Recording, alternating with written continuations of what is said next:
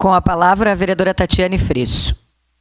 Senhora presidente, nobres pares, colegas vereadores, saudar o vereador Renato, que fez esse pedido de informação. Em momento oportuno estaremos votando favorável e trazer algumas informações que eu acho importantes para esse debate.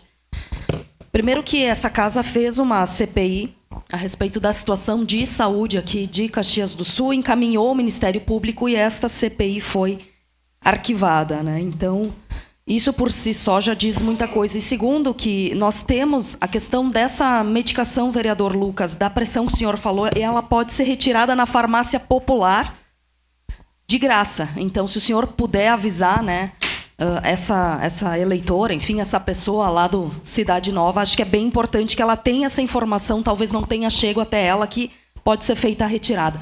Mas votarei favorável, sim. Nós sabemos que existe, né, uma dificuldade do governo do Estado em fazer o envio. Conversei com a secretária Daniele. Todos os dias, né, eles estão ligando, estão cobrando para tentar resolver isso o quanto antes, né, vereador Renato? Então, a gente fica aqui na expectativa de que isso se resolva nos próximos dias, mas certamente seu pedido de informação é importante, traz visibilidade, traz transparência. Por isso, em momento oportuno, estaremos votando favorável. Obrigada.